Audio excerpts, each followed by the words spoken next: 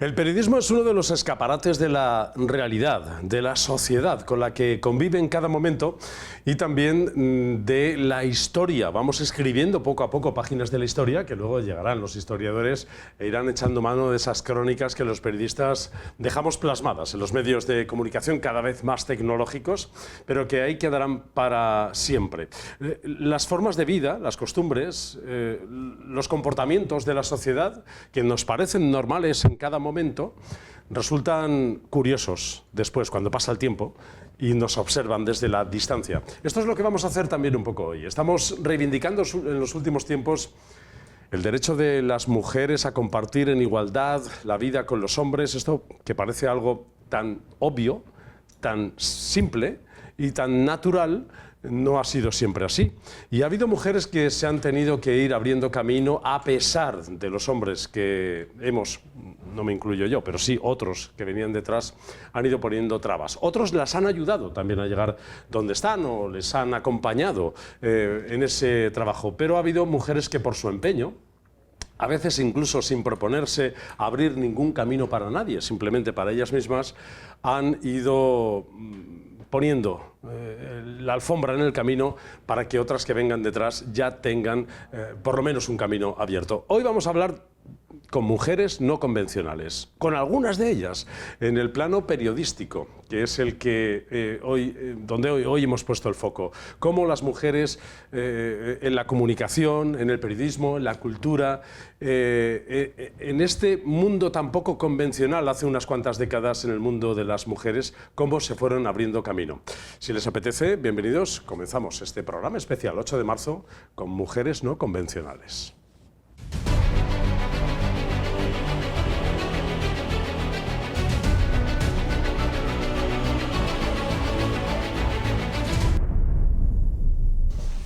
A ella ya la conocen porque es colaboradora habitual de este programa.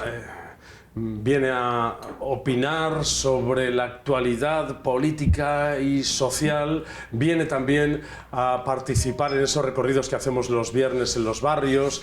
Es una mujer todoterreno que además dirige y presenta su propio programa de radio en la radio universitaria de la UMH. Mercedes Gómez Edo, ¿cómo estás? Hola, buenos días. Dices, vengo a opinar sobre la actualidad política. ¿Qué va? Tengo una mucho más divertida y fácil. Sin ir más lejos, me pasó ayer. Permíteme que la cuente, que estaba deseando que ocurriera este espacio.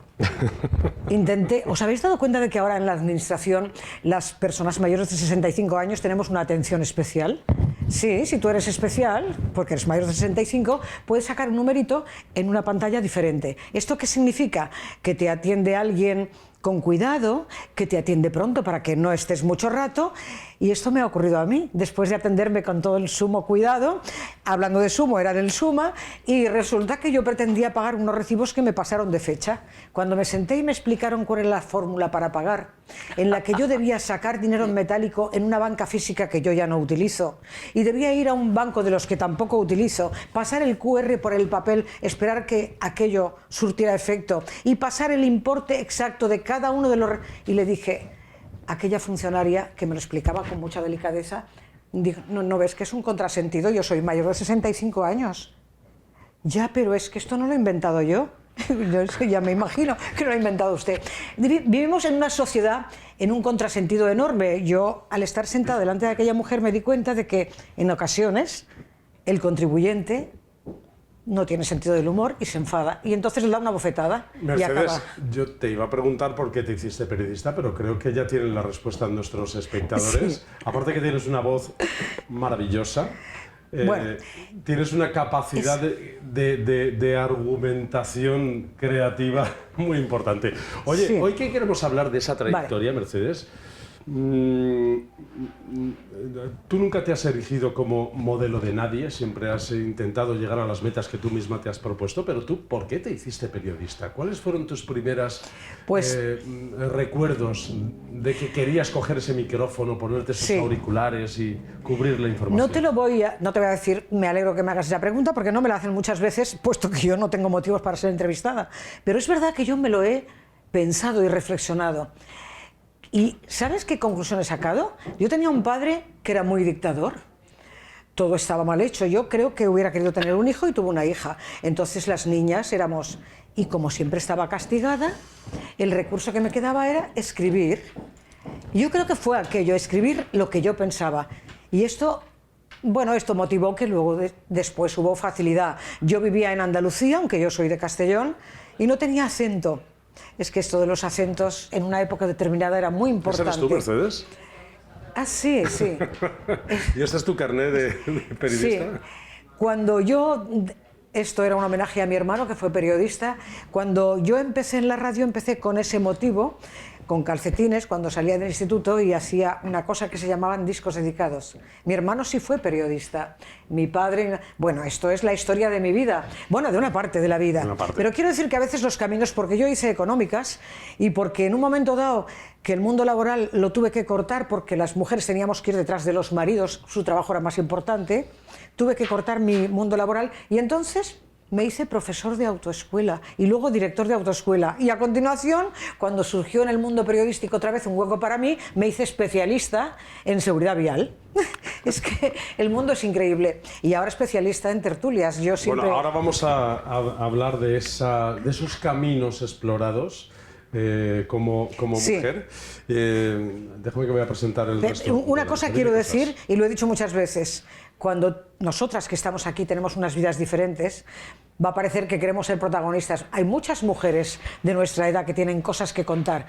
Por eso es muy importante aprender a hablar, comprender y expresarse, porque la palabra te da la comunicación, y la comunicación es la que habla de estos episodios que muchas mujeres, no solo nosotras, hemos vivido. Tú te has pasado la vida haciendo entrevistas y contando la vida de los demás. Sí. Ahora que te estamos preguntando, te resulta un poco raro que vayamos a contar la tuya. Gracias, Mercedes, por estar con nosotros. Aquí está Evelyn Mesquida. ¿Cómo estás, Evelyn? Muy bien. ¿Cómo ça va? ¿Cómo ça va? Se dice así. Ça va, ça va. ¿Ça va bien? Encantada. Evelyn, eres periodista y escritora. No sé si te lo propusiste desde el primer momento, llevar la vida que has llevado, o las cosas fueron viniendo una detrás de otra. Las cosas han ido viniendo una detrás de otra, se han ido construyendo. ¿Y cómo pasó? ¿Cómo nació la Evelyn periodista?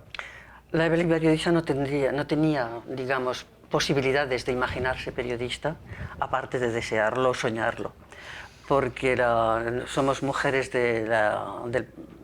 digamos, de la posguerra, de las dificultades de la posguerra, de las dificultades, sobre todo de las familias que no habían sido los vencedores de esa guerra. Y yo fui a la escuela hasta los 12 años, en circunstancias también en la escuela de aquella época y en ciertos lugares, porque vivíamos con mis abuelos también en el campo, teníamos que ir a 3 kilómetros cada día a la escuela, con las dificultades, todo. Y a los 12 años, yo era la mayor de 3 hermanas, de una familia de 3 hermanas, fui yo la que tenía que, lógicamente, empezar a ayudar a mis padres a trabajar. Y entonces comencé a trabajar. Entonces hice 2 o 3 trabajos de 12 años, porque entonces estaba prohibido, hasta los 14, hice trabajar hasta los 14, y a los 13 y pico sí pude ya entrar a trabajar, digamos, para cobrar un pequeño sueldo como tejedora en la fábrica de Heliodoro Madrona, que es una gran fábrica de tejidos de Alicante, y allí estuve durante cierto tiempo trabajando, es decir, que he sido ante todo tejedora.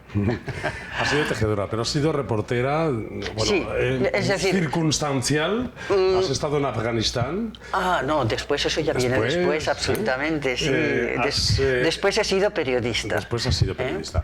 Tu vida ha estado muy vinculada a París. Sí. No sé, ¿ha habido un porqué de por qué llegaste a París? El porqué hay que tener en cuenta la época también, y hay que tener que sí, lo que yo deseaba, no tener una formación también ni periodística ni formación realmente, ni tan siquiera bachiller, lo que sí deseaba era aprender idiomas.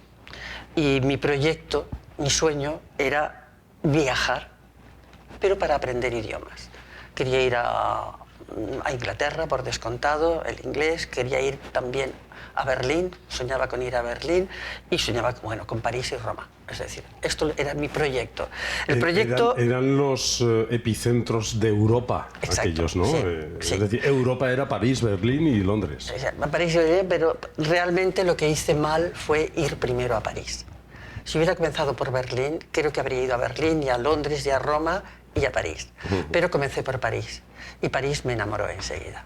París en aquel momento, que eran los años 70, y llevaba encima todavía los vestigios de mayo del 68, es decir, era una especie de aire de libertad, moderna, de modernidad, revolucionaria, sobre todo de contraste. Porque era como si estuviera embarazada, como habría dicho Malraux cuando vino a España, que estaba embarazada de todas sus ilusiones. Y a mí me parecía al contrario. París era el que estaba con toda su cultura y toda su historia, pero al mismo tiempo con un movimiento importantísimo en aquel momento. Vivía Sartre, vivía Brassens, vivía Juliette Gréco, vivían toda aquella gente que hizo también los años 70, 80, 90. Yo te he saludado con ese mini francés que aprendí en mi etapa escolar, porque tú pasaste gran parte de tu vida en París. Eres medalla de oro de la ciudad de París. Bueno, esto ha sido al final por el trabajo que hice de mucho tiempo. Yo no he dado nunca mucha importancia porque he visto que se ha dado muchas medallas y muchas cosas también a gente que no la merecía, y incluso a mí misma. Es decir, si te decían alguna cosa tampoco le he dado más importancia que eso, pero reconozco que esta sí me ha hecho mucha ilusión porque me fascina. Te hemos visto ahí con Felipe González, entrevistaste a Salvador Dalí. Sí, sí. Has estado con personajes que forman parte de la historia. Sí, con personajes muy diversos, tanto políticos como todo, y de todos he aprendido cosas y ha sido muy interesante ese contacto. Me enseñó a escuchar, porque Mercedes decía la importancia de la palabra, del hablar, pero también en nuestra profesión es importantísimo escuchar y poder transmitir luego lo que has escuchado. Evelyn, estamos encajando esta entrevista en torno al 8 de marzo, que es el Día Internacional de la Mujer. ¿Tú te has percibido mujer en algún momento, quiero decir, como figura femenina en algún momento de estos, o no? ¿Tú me he sentido siempre totalmente mujer. ¿Abriendo camino de mujer o...? No, viviendo como mujer e intentando ser coherente con cierta visión de la vida y valores de la vida. Y naturalmente he sido feminista de forma natural, quiero decir, no he estado nunca en grupos, me han interesado los grupos, pero he visto siempre, en los grupos he visto siempre ansias de poder de alguna forma, ansias de enseñar a los otros de alguna forma, ansias de cosas que a mí, digamos, podía, pero ha sido un feminismo que diría natural, y no lo desecho, es decir, a todos los que lo hacen me parece perfecto, pero yo no lo he necesitado. Ser mujer en las últimas décadas del siglo XX y ser periodista y una mujer emprendedora como lo has sido, buscando encajar en aquellos lugares donde te apetecía estar, ¿era más difícil siendo mujer que siendo hombre? ¿O tú te has encontrado de esto sí he sido consciente, de que era más difícil, de que, por ejemplo, cosas de las que yo he hecho tenía que trabajar 15 horas cuando otros trabajaban 8, digamos. Este ha sido, es decir, la conciencia de un esfuerzo que tenías que realizar, pero que realizaba también, por ejemplo, ahora me encanta. Yo tuve la percepción digamos, de la evolución de la mujer en la revista, es decir, cuando yo entro a trabajar con el Grupo Z, entro a trabajar y trabajo 15 años con Interview y 15 años con Tiempo. Cuando entro con Interview, éramos 80, 90 personas, habíamos 4 mujeres en Interview. Y poco a poco, yo cada año iba un par de veces a Barcelona desde París, era corresponsal en París, iba un par de veces y cada vez veía a alguien más. Y poco a poco, y cuando Z cierra, es decir, cuando yo dejo Interview, que pasó a Tiempo, que era el mismo grupo, éramos mitad-mitad ya. Para mí había como algo completamente normal. Sabía lo que vale una mujer, Y estaba convencida de que, a pesar del esfuerzo y a pesar de que estamos todavía en una época de dificultades, pero avanza irremediablemente. Evelyn, entrevistaste a Kirk Douglas. Sí, y además me lo pasé muy bien porque es muy expresivo y me explicaba el personaje de su... ¿Qué se le pregunta a Kirk Douglas? Pues, como haces tú, nos preparamos un poco. Yo preparaba siempre, cada vez. Por ejemplo, él vino para presentar su libro. Y entonces, por descontado, que me había leído el libro, que había anotado todas las cosas que me parecían más interesantes y todo. Y él era, hablaba un francés perfecto, porque estaba casado con una francesa en esos momentos. Y bueno, hasta al final de su vida he estado con ella. Pero era un hombre encantador. Encantador y muy expresivo. Entonces me lo pasé muy bien. Tengo algunas fotografías con él que está haciendo grandes gestos, explicándome las cosas sobre todo porque al mismo tiempo que el libro presentaba también una de sus películas y muy interesante. Gracias, Evelyn, por estar con nosotros. Aquí está Maribel Bernavox, que es presidenta del Ateneo Cultural de Alicante, que es la institución cultural más antigua de la provincia de Alicante. ¿Cómo estás, Maribel? Pues estoy relativamente bien y además encantada de estar con dos compañeras, aunque puedo decir con dos chicas que vienen, porque yo aquí creo que soy más que nada la decana de ellas y he conocido otras épocas que no tienen, digamos que ellas han ido sobre el camino, han ido incorporándose. Porque generalmente ella ha dicho que vive en un sitio y en otro. Fíjate la diferencia que hay. Yo vengo a nivel, digamos, periodístico, vengo del mundo de la radio, generalmente, aunque luego participé en todos los periódicos de la época que había en Alicante, y de eso te puedo decir algún ejemplo porque me ha hecho gracia. Principalmente la cadena SER, ¿no? Esto, sí, la SER. Yo de radio solamente he estado en la SER. Y lo demás he colaborado desde información a ABC, pero quiero decirte que he hecho todo en deporte, Sureste Deportivo, de todo lo que hubiera, todo lo que surgía. Después en el Diario Información. En el Diario Información he colaborado en muchas cosas de tipo... mira, lo último, no me acuerdo ahora, el director que hace poco que ha fallecido, que la diferencia entre la radio, lo decía por la forma de hablar de... Fíjate cómo está, quien se ha dedicado al periodismo en un sentido y en la radio Mercedes. La diferencia es la forma de hablar y cómo enseguida nos enrollamos o podemos salir en disparadas. Eso se nota en la radio. A mí me decía, no me recuerdo ahora el nombre del director, llevó una vez, porque antes eran los correctores en esto y en información, me hacía en la página los tachones en rojo, y un día el director me citó. Dice, me has hecho un cuadernillo hacía entrevistas para temas publicitarios, que se hacía en la revista que hacía información antes, hacía unos, ¿cómo se llama? Unos cuadernillos de publicidad. Y yo colaboro mucho en eso, haciendo entrevistas y demás para ello. Y dice, mira, los de radio es que sois terribles. El sujeto, verbo y predicado, ese se os olvida muchas veces. Porque os lanzáis para hacer entrevistas y demás, os olvidáis muchas veces. Y esto es que, vamos a ver, yo las oía a ellas... Tú entraste en el mundo del periodismo más bien por la puerta de la producción periodística, de la preparación de entrevistas, de la publicidad, un poco estas cosas, ¿no? Es que lo mío fue un poco aquello, tú vienes de un pueblo en el cual ha llegado, yo me he cogido en lo de Evelyn, por ejemplo. Tú eres de Albatera. Nací en Albatera, allí iba al colegio normal, hasta que vino un profesor que puso una academia y entonces fui allí, cambié del normal, del que se decía, ¿cómo se llamaba?, del gobierno, que no era entonces, pasaba de allí, pasé a una academia que había hasta los 12 años. Fui también al colegio nada más, pero tenía la suerte de que ahí ya fue chicos y chicas en el mismo pueblo. Y siempre me ganaba el premio al final de curso. Maribel, ¿alguna vez te has percibido como una mujer que iba a derribar barreras? ¿De dónde has dicho? Digo, ¿te has percibido alguna vez como una mujer que iba a romper moldes, que iba a hacer cosas diferentes? Muchas veces, porque además era tan rara. Verás, yo era de las que leía en mi casa en voz alta para mi abuela y las amigas.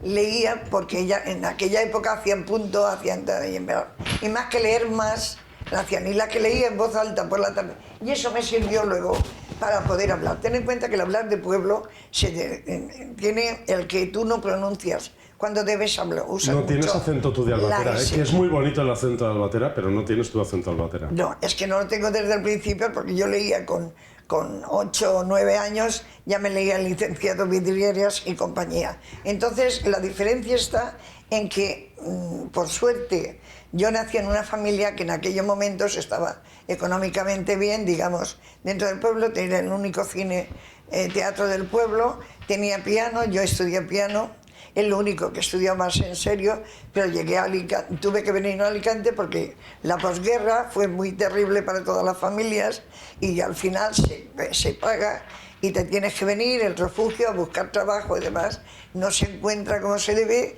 y es peor de abajo arriba que de arriba abajo. Y eso lo pasas luego que te tienes que ir amoldando a las cosas.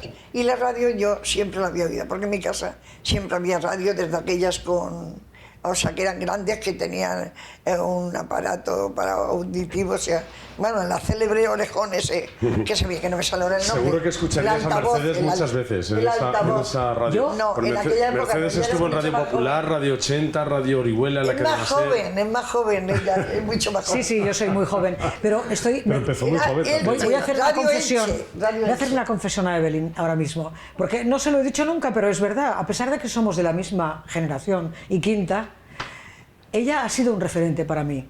Y es curioso, sí, Evelyn, yo lo único que sabía de ti es que eras mujer, pero jamás en la vida iba a pensar que te iba a encontrar en Alicante, porque además yo estoy en Alicante porque me casé con uno de aquí, si no yo hubiera terminado en Málaga. Nunca pensé, a mí no me importaba de dónde eras. Y bueno, sabía que eras mujer porque, bueno, firmabas Evelyn, pero he estado a veces tratando de recordar por qué te leía, cuál era mi influencia. Yo no sé si es porque eras mujer y me gustaba y tenías un toque diferente que yo me identificaba, o por parte de mi familia francesa, porque yo tuve una parte de esa familia que tú conoces bien, no la familia, sino las circunstancias. Un hermano de mi abuelo se marchó porque en el régimen en el que vivíamos, no, en fin, ya sabes, el problema de las guerras y los enfrentamientos de la guerra civil. Se marchó y fue un refugiado que ya nunca más volvió. Creó su familia en París, se convirtió en muy parisino, y pienso a veces, ¿no sería su influencia? Porque sus crónicas, sus artículos, y es que ya el colmo de los colmos fue el día que me la encontré en Alicante, hablo de Evelyn, se sentó en aquel día que estábamos en una tertulia, no sé en qué centro cultural de Alicante, con la presidenta de la asociación Rosalía, y al final había preguntas. Y yo pensé, le vas a preguntar esto, no me importa quedar en ridículo. Pero cuando me dijo que conocía a Yves Montand, ya fue para mí el ídolo total, porque seguro que la gente quedó un poco sorprendida diciendo, ¿y este señor quién es? Pues mi ídolo, ¿eh? Cantaba, actuaba y no sé, me gustaba. Y ella me dijo, sí, lo he conocido y lo he entrevistado. Y para mí ya se creó alrededor de Evelyn una aura. Esto de Evelyn pasa muchas veces, ¿no? Entrevistas a personas que generan fascinación al resto de la humanidad, y no sé a ti, en ese momento, ¿qué te generaba esa persona? ¿O era la curiosidad de su trayectoria y su vida? ¿O también uno, cuando se planta delante de este tipo de personajes, también está de algún modo fascinado? Fascinado, no sé si es la palabra, podría ser, porque Yves Montand me ha gustado mucho siempre también, tanto como cantante, como actor, como incluso hasta un poco como personaje, porque muchas veces dicen no conozcas a los personajes, quédate con lo que dan. Y es verdad que con algunos podría decirlo. Pero Yves Montand sí lo conocí en su casa, lo conocí con Yves Signoret, que era su mujer, y era una pareja muy representativa en Francia digamos, de la cultura francesa, de una cultura francesa, cuando él venía, era italiano, es decir, de todo esto que ha llegado a Francia, que hace el lujo de Francia también, porque ha hecho una cultura extraordinaria con muchísimos extranjeros que han venido, desde los Salvador Dalí, aunque ellos querían que Salvador Dalí fuera suyo, o como Jorge Semprún, que quería que fuera suyo. ¿Qué le preguntaste a Salvador Dalí? ¿Qué cosas recuerdas de aquel momento? Bueno, con Salvador Dalí fue una cosa estupenda, porque él hay que ver que fue uno de mis primeros entrevistas. Yo era casi, digamos, muy joven y debió de ver una jovenzuela que venía allí hablando todavía un francés así, y yo creo que debió de tener un poco de compasión porque empezó haciendo las cosas que él hacía. Su personaje. Su personaje. Se subió, fue en el Hotel Maurice, donde él vivía, en la habitación en 106-107, que era una suite extraordinaria que tenía reservada cada vez que él iba, era su suite. Y muy lujosa, todo, y tenía unos sillones estupendos. Yo me senté en un sillón donde él me dije, puse mi magnetofón. ¿Un sillón de mano? ¿O no? Como los que hacía él, ¿no? Él enseguida se subió encima de uno de los sillones, puso los pies, que yo decía, puso los pies en el sillón, se sentó atrás, llevaba el bastón que llevaba, había varios allá, y empezó a hacer gestos. Pero yo comencé a preguntarle como si no viera aquello, es decir, el gran pintor, el gran hombre cercano a Buñuel, todas estas cosas que había hecho. Y comencé preguntando. Y en aquel momento había también en España, habían movimientos universitarios bastante fuertes en Madrid y todo esto, ya habían sido el día anterior, y le preguntó y me contestó. Fue una entrevista bonita porque contestó como una persona normal y terminó bajándose del sillón al cabo de un rato y sentándose en el sillón tranquilamente. Los personajes nos ponen a prueba, ¿no? Los políticos también nos ponen a prueba. Probablemente, sí. probablemente. Yo tengo una curiosidad, Evelyn. En primer lugar, estoy de acuerdo contigo que hay personajes que mejor no haberlos conocido. A mí me ha ocurrido con actores españoles. Bueno, y personas en general. No, ya, pero es que el ídolo Perdona, se cae más. A mí me parecería mucho más interesante saber de vuestra vida en estos momentos. Me parece genial. Lo que pasa es que a mí me ha llamado la atención de Belín una cosa que ha dicho que no parece que sea importante. Y es muy importante, pues siendo mucho más joven, que yo tampoco pude estudiar lo que debía estudiar aquí, tuvo que irse a Francia, donde verdaderamente para llegar a hacer esas entrevistas ha tenido que prepararse mucho. Cuando no la veía nadie. Sin duda. Cuando no la veía nadie, por supuesto. Es decir, y esa forma de prepararse es la que había en esa época. Porque aquí cuando llegas, yo por ejemplo cuando llegué a Alicante, tú me has dicho antes y para salir. Uno tiene que buscarse en los medios. Primero, cuando buscas trabajo y eres muy joven y tienes que ir de un sitio a otro, primero dices, ¿qué preparación tengo? Porque el primer sitio que fui yo a buscar trabajo me dijeron, ¿qué sabes hacer? Claro. Y eso es el problema, pues no viene no cuando te entrevistas, sino cuando te preparas. Tú fuiste dependiente. Yo fui, pero para ser dependiente, yo antes tuve que ir, también estuve en la Florida, que fue, en la Florida era todo Babel, eso era un campo. Yo vivía en la última calle, la calle Azorín de toda la vida, quiero decirte, todo eso era campo, tenías que venirte andando, coger el tranvía para venirte a Alicante y pasar el paso a nivel de ahí, como lo hacía su madre. ¿Qué lleva, mi pregunta, planeando sobre el 8M, el Día Internacional de la Mujer, esa lucha de esa mujer. ¿Qué lleva a unas mujeres, o a cada una de vosotras, a llevar la vida que ha llevado? ¿Prosperar, ganar dinero, prosperar económicamente, laboralmente, la propia curiosidad de la vida, el gusanillo No puedes llegar a prosperar si no tienes unos principios y si no piensas en trabajar. Primero tienes que pensar en trabajar en qué capacidad tienes. Y tienes que tener una mínima formación. Evelyn, por ejemplo, ¿tú qué te planteabas? ¿Tengo que conseguir un buen puesto de trabajo o tengo que conseguir...? En aquella época, es decir, con las dificultades familiares, querías ganar algo de dinero para ayudar a la familia. Claro, a la familia había que mantenerla. Y esto era para mí lo más importante. Pero yo cuando ya comienzo a trabajar, porque en la fábrica, por ejemplo, entrábamos a las 5 de la mañana. Y esto era bastante duro, de trabajar de 5 a 1 de la tarde todos los días cuando tienes 14 años. Pero yo aprendí en las Javerianas, por la tarde iba a aprender. Y yo entro luego, un poco más tarde, como a trabajar en una oficina. Ahí comienzo a ganar un poco de dinero. Y tenía 15 años y pico. Y entonces es cuando yo entro también a colaborar en Radio Popular de Alicante. Que fueron mis primeros pasos. Eso que estás diciendo, es que eso es lo lógico. Y yo entré a un sitio, esto de tomates, a arreglar, ¿cómo se llama?, a preparar para la exportación, a envolver tomates en un sitio que había en la Florida. También lo hice yo. O sea, que quiero decirte que tienes, y de ahí te sale luego que te dicen, oye, te ven un poco más preparada, oye, ¿y tú no podrías estar? Si me sale un trabajo y como eras tímido y te Maribel, tenemos que organizar un foro de estos, ahí en el Ateneo. Cuando quieras. Para dedicarle un par de horas. ¿Sí? No, sabes que ya sé lo que te he dicho, que la radio, los que somos de radio, cogemos, claro, entonces... Porque me he quedado sin tiempo hablando de... Es que yo quería preguntarle algo a Evelyn y veo que no. A mí no me llevó... Es que el que está preguntando es él. A mí no me llevó a la radio esto, sino el querer ocupar un lugar en la sociedad y en el espacio, porque me sentía muy oprimida por la familia. Mi padre quería y yo quería ser algo por mí misma.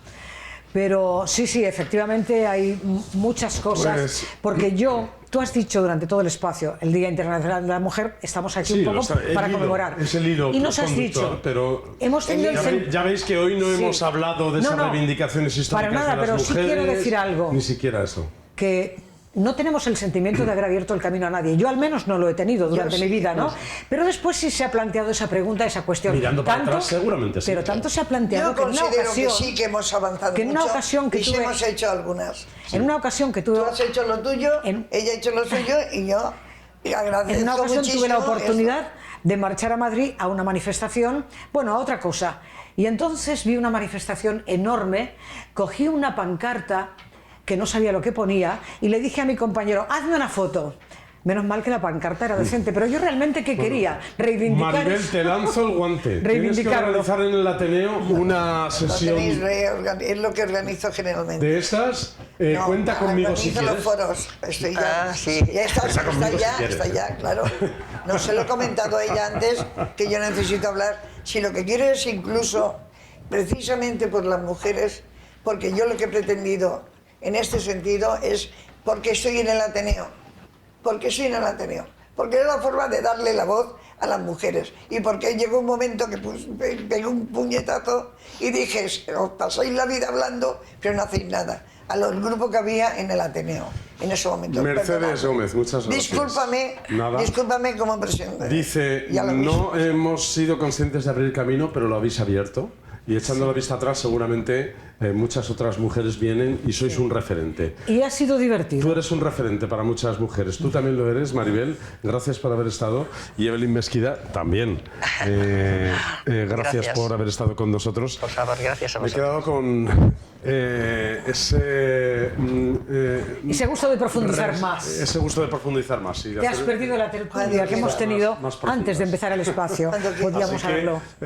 Hoy queríamos poner solamente el foco en algunas mujeres no convencionales que hicieron lo que les pareció que tenían que hacer en su momento, a finales del siglo XX, en unos momentos muy convulsos, política y socialmente, en España y en el mundo entero, y que hoy nos han contado un poquito de sus vidas. Si quieren saber más, pues cada una de ellas tiene sus historias. Evelyn tiene libros publicados, La 9, Los españoles que liberaron París, y ahora Volved a vuestras casas y El cementerio de los locos. Así que ahí la podremos conocer también a ella un poco más.